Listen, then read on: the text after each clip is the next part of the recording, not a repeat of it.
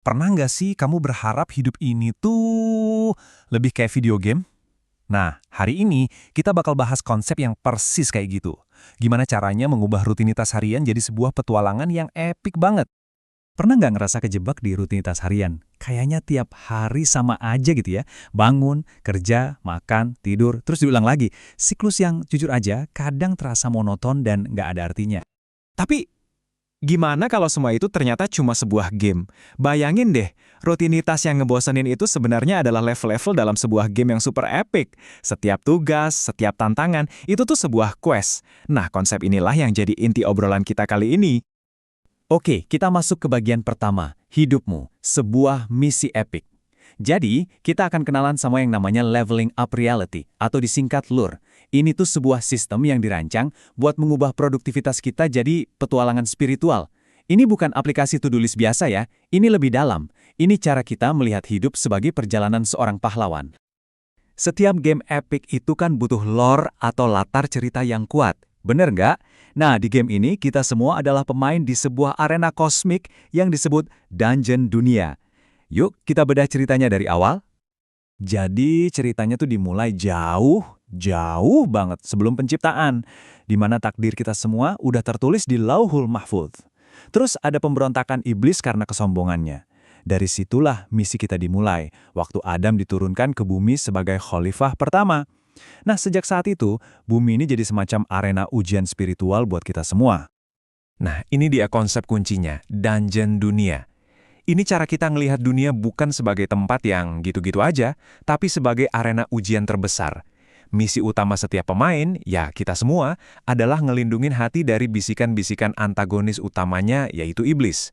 Jadi setiap pilihan kecil yang kita buat setiap hari, itu punya makna yang gede banget. Di game ini, nggak ada yang namanya NPC atau karakter sampingan. Setiap dari kita adalah main karakter, tokoh utama, dengan peran dan potensi yang unik. Pertanyaannya sekarang, peran kamu itu apa? Caranya gampang banget. Kamu tinggal ikut tes kepribadian singkat, cuma 10 pertanyaan aja, basisnya dari MBTI.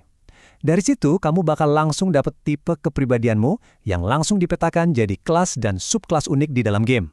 Keren ya? Ini kayak jembatan antara psikologi modern sama spiritualitas buat bantu kita ngerti potensi diri. Nah, ini dia hasilnya. Ada 6 kelas utama, dan masing-masing punya potensi inti yang beda-beda. Kamu tipe warrior yang punya jiwa pemimpin, atau healer yang empatinya tinggi. Mungkin kamu mage yang selalu haus ilmu.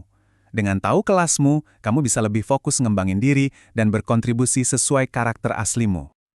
Oke, lore udah, kelas karakter juga udah tahu. Sekarang pertanyaannya, gimana cara mainnya? Gimana cara kita naik level setiap hari? Ada 2 stats utama yang harus kita pantau. Pertama, hard points atau HP. Ini kayak health bar di game RPG, tapi buat kesehatan spiritual kita. Dimulai dari 50/100, bisa berkurang kalau kita lakuin kebiasaan jelek, dan nambah kalau kita lakuin hal baik. Tujuannya jangan sampai 0. Yang kedua, kredit. Ini kayak experience points atau EXP. Kamu dapat ini dari nyelesain tugas harian, dan ini yang nentuin rank kamu. Intinya kita harus seimbangin keduanya. Jaga hati sambil terus maju. Nah, game ini ngasih kita walkthrough atau peta jalan yang jelas. Ada 3 langkah. Langkah pertama, luruskan niat dan tujuan hidup kita, buat dunia dan akhirat. Langkah kedua, fokus di masa sekarang. Kasih respon terbaik buat apapun yang terjadi hari ini. Dan langkah ketiga, terus belajar dan tingkatkan skill. 3 langkah ini jadi fondasi buat pertumbuhan kita secara utuh. Sekarang kita masuk ke bagian yang paling ditunggu-tunggu. Kalau kita konsisten ngikutin 3 langkah tadi, kita bisa ngebuka ultimate skills, semacam kekuatan super yang bakal bantu banget dalam perjalanan ini. Skill pertama, perlindungan ilahi. Anggap aja ini kayak passive buff yang aktif otomatis kalau kita udah benerin niat kita, sesuai langkah 1 tadi. Waktu niat kita lurus, semua urusan tuh rasanya jadi lebih mudah dan lancar. Ini bukan sulap ya, tapi hasil alami dari fokus spiritual. Dasarnya dari mana?